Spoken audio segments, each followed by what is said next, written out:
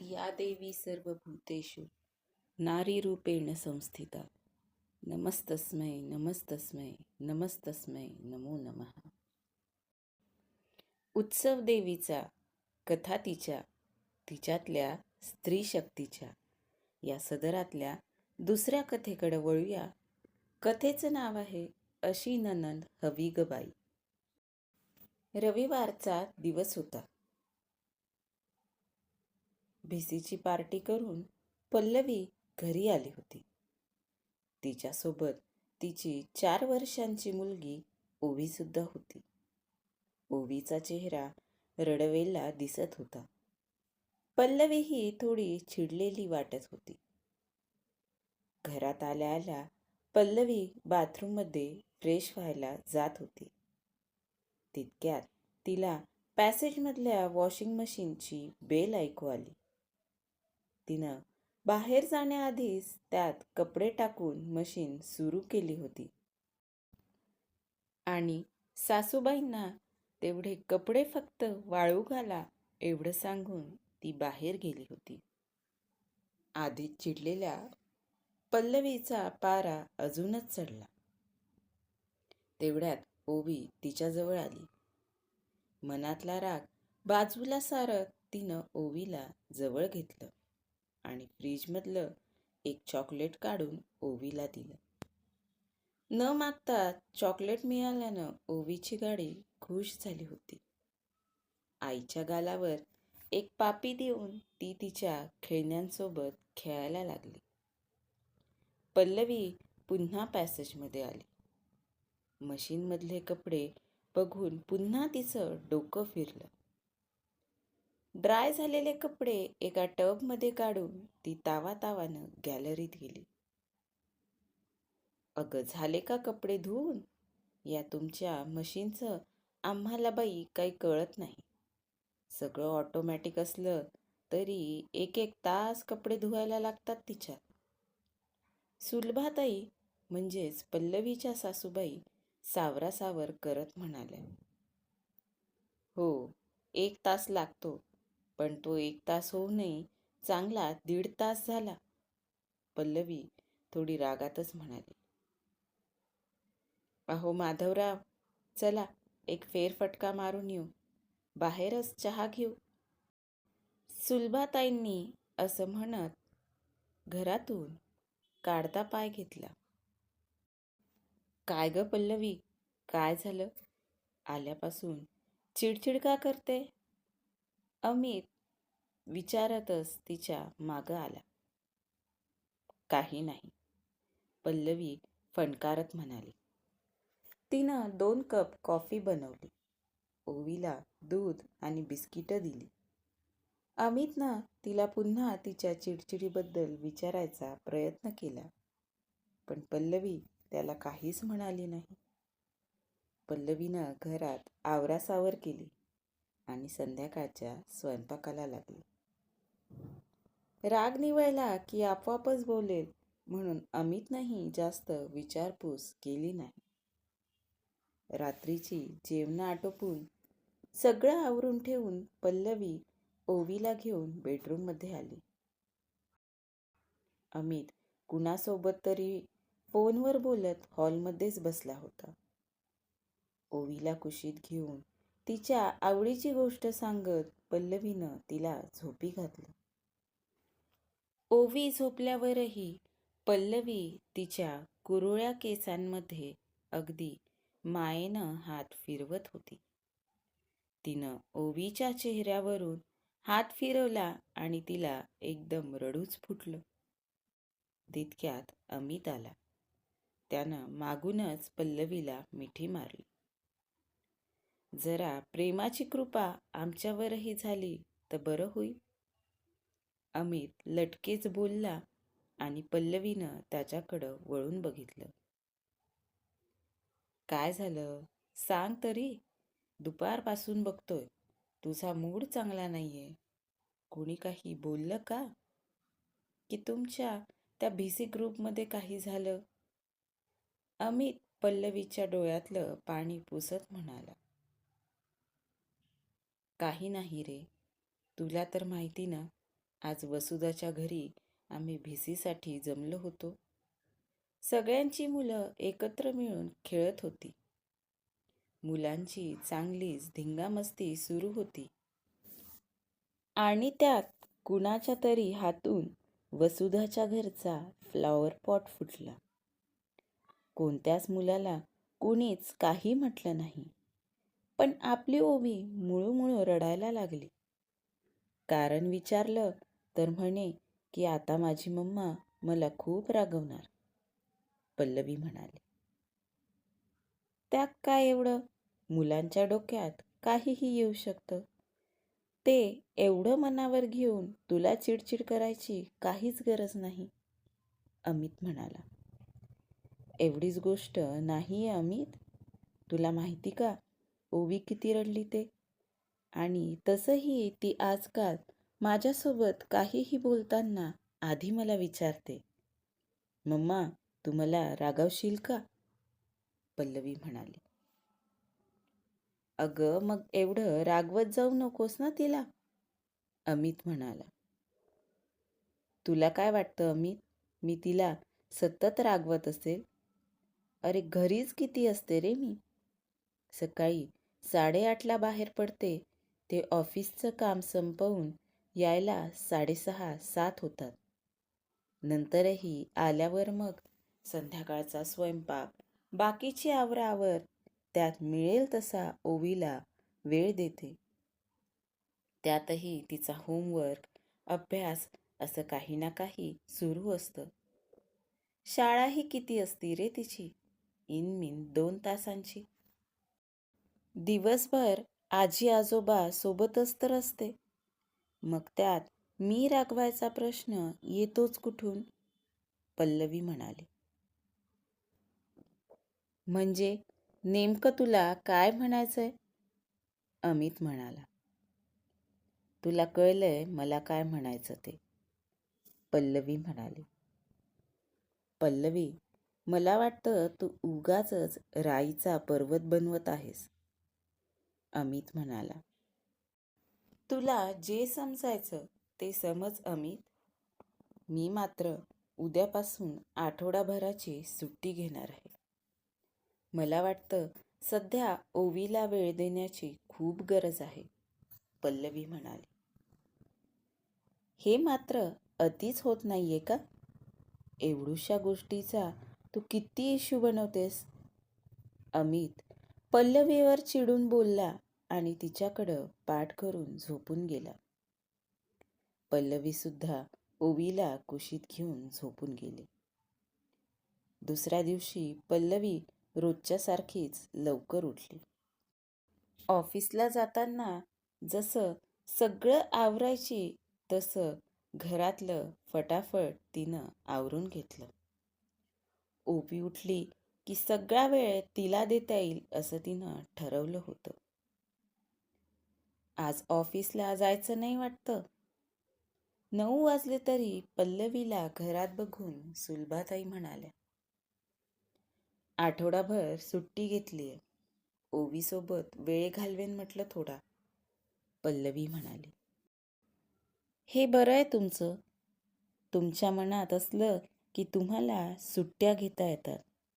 जरा कधी काही सणवार असला, काही कार्यक्रम असला की सुट्ट्या घ्या म्हटलं की तेव्हा बरोबर तुमचे काय ते प्रोजेक्ट, टार्गेट येतात.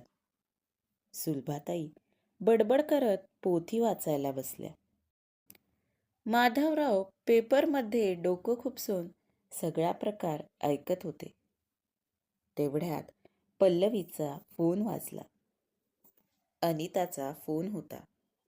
अनिता, अमितची मोठी बहीण. त्याच गावात सासर होतं तिचं. पल्लवी, पोहोचली का ऑफिसमध्ये? अगं दुपारी तिकडंच येते मी. काम आहे जरा. लंचला भेटू मग, अनिता म्हणाली. अनुताई, मी सुट्टीवर आहे. घरीच आहे. तुमचं काम झालं की घरीच या ना. निवांत गप्पा करू. पल्लवी म्हणाली आणि अनितानं येते म्हणत फोन ठेवला. ओवी झोपेतून उठली. आईला घरी बघून तर ओवी खूप खुश झाली होती. ब्रश करत ती तिच्या आजीजवळ गेली. सुलभाताई पोथी वाचत होत्या. ओवी, अगं ब्रश करत सगळ्या घरभर फिरू नको, आई रागवेल मग. रोजच्या सवयीप्रमाणे सुलभाताई बोलून गेल्या. नेमकं पल्लवीनं ते ऐकलं आणि ओवीच्या अशा वागण्यामागचं कारण तिला कळलं. मी आता काही म्हणायला जाईन तर वाद विकोपाला जातील. पल्लवी मनाशीच म्हणाली आणि त्यावर काहीच नाही बोलली. दुपारी अनिता घरी आली. सुलभाताई झोपलेल्या होत्या. अनिता आणि पल्लवी बेडरूममध्ये गप्पा मारत बसल्या. दोघींचं नातं जरी नणंद भावजईचं होतं तरी दोघी खूप चांगल्या मैत्रिणी होत्या. पल्लवीच्या चेहऱ्यावरचं टेन्शन अनिताला लगेच ओळखू आलं. तिनं त्याचं कारण विचारलं. पल्लवीनं भिसीतला प्रसंग, सकाळी घरात घडलेला प्रसंग अनिताला सांगितला. तितक्यात सुलभाताई उठल्या. लेकीचा आवाज ऐकून त्यांना आनंद झाला. अनिता दर 10-15 दिवसाला घरी यायची, पण सुलभाताई मात्र ती खूप वर्षानंतर आल्याप्रमाणे तिचे लाड पुरवायच्या. अने, आलीस होय, मस्त चहा बनवते, थकून आली असशील ना, सुलभाताई म्हणाल्या. राहू दे ग आई, हे बघ आत्ताच कॉफी घेतली. अनिता हातातला कॉफीचा मग दाखवत म्हणाली. सुलभाताई नाराज होऊन तिथून निघून गेल्या. आई, चल ना माझ्याकडं काही दिवस. तसंही पल्लवीनं आठवडाभर सुट्टी घेतली आहे, म्हणजे ओवीची आबाळ व्हायचं काही कारण नाही. किती दिवस झाले तू आली नाहीस माझ्याकडं. अनिता सुलभाताईंच्या मागं जात म्हणाली.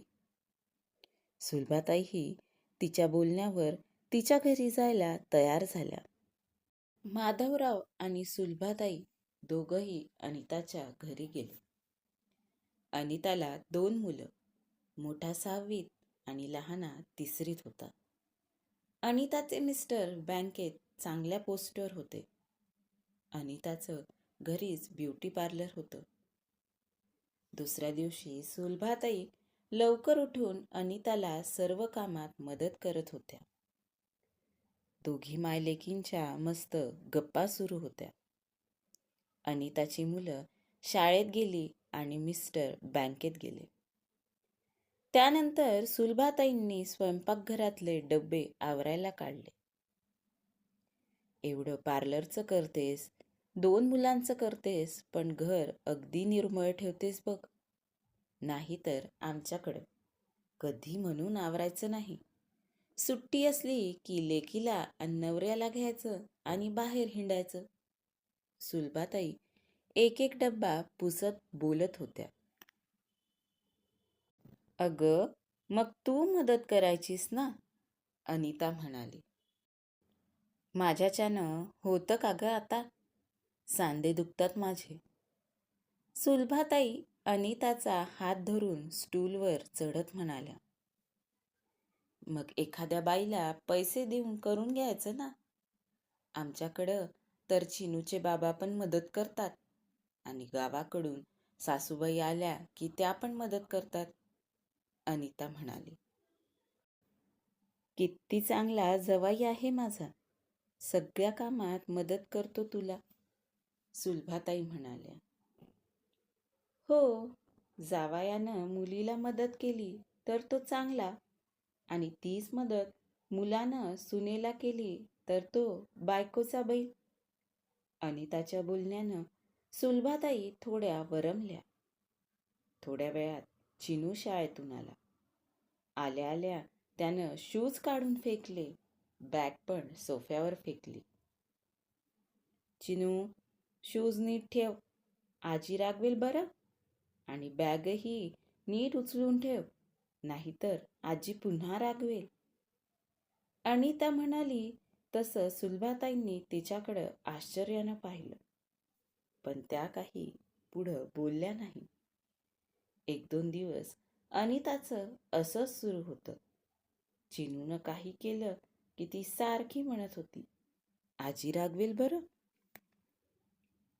अने 2 दिवस झाले बघते, काय ग सारखं चिनूला माझ्या नावानं भीती घालते. अशाने आमच्या नात्यात दरी निर्माण होईल ना. त्या लेकराला वाटेल आजीसारखी रागवतच असते. सुलभाताईंच्या संयमाचा बाण तुटला होता. हो आई, अगदी बरोबर बोललीस तू. हेच ओवी आणि पल्लवीच्या बाबतीतही लागू होतं ना. तू ओवीला सारखी म्हणत असतेस, आई रागवेल, आई रागवेल. पल्लवीच्या नावानं भीती घालत राहतेस. त्या लेकराला काय वाटतं काय माहीत, आपली आई फक्त आपल्याला रागवतेच. असं का करते गाय? तुला ओवीची गोष्ट पटत नसेल, तिला चांगलं वळण लावायचं असेल तर तू बोल, तू रागाव तिला. तिच्या आईची भीती घालायची गरजच नाही. आणि कामं होत नाहीस म्हणते, पण 2 दिवसापासून माझ्या घरी तर सगळं स्टूलवर चढून उतरून तुझी रिकामी कामं करणं चालूच आहे. हीच मदत थोडी पल्लवीलाही करत जा. आजकाल मुलं आईवडिलांना सरळ वृद्धाश्रमात पाठवतात. किती नशीबवान आहात तुम्ही. तुमचा मुलगा सून तसे नाहीत. तू त्यांची कदर केलीस तर बिघडणार आहे का? सुनेला आम्ही मुलीसारखं वागवू असं म्हणणं खूप सोपं असतं, पण असं कुणीच वागवत नाही. तुझ्यासारखी प्रत्येक स्त्रीत सासू जागी होते आणि मग घरात आलेल्या त्या नवख्या पोरीलाही सुनेच्या भूमिकेत शिरावं लागतं. अनिता म्हणाली, बरोबर बोललीस अनु. मी हिला नेहमीच सांगतो बरं, पण ही मलाच चूप बसवते. माधवराव म्हणाले. सुलभाताईंच्या डोळ्यात पाणी जमा झालं होतं. त्यांची चूक त्यांना उमगली होती. आठवडाभर त्या अनिताकडं राहिल्या. अने, आज संध्याकाळी आम्ही जातो बरं. पल्लवीच्या सुट्ट्या संपल्या आता. उद्या तिला ऑफिसला जावं लागेल. उगी ओवीची आबाळ नको. सुलभाताई 8व्या दिवशी मात्र स्वतःहून म्हणाल्या. इकडं पल्लवी आणि ओवीतलं बॉन्डिंगही अगदी पहिलेसारखं झालं. ओवीच्या मनातला पल्लवीबद्दलचा गैरसमज पळून गेला होता. सुलभाताई घरी आल्या. दुसऱ्या दिवशी सुलभाताई स्वतःहून पल्लवीला कामात मदत करू लागल्या. आज दिवस कुठून उगवला असेल बरं? पल्लवी मनातच विचार करत ऑफिसला गेली. संध्याकाळी तोच विचार करत घरी आली. सुलभाताई संध्याकाळी सुद्धा अगदी न म्हणता सगळी मदत करत होत्या. हे नक्कीच अनुताईंचं काम असणार. थँक्यू अनुताई. खरंच अशी नणंद हवी, मैत्रिणीसारखी. पल्लवीनं मनातच म्हणत अनुताईला फोन लावला. फोनवर मग दोघीजणी अगदी तासभर बोलत बसल्या हे सांगायची गरज आहे. कशी वाटली कथा? कमेंट करून नक्की सांगा आणि अशाच कथा ऐकण्यासाठी चॅनलला सबस्क्राईब करायला विसरू नका. धन्यवाद.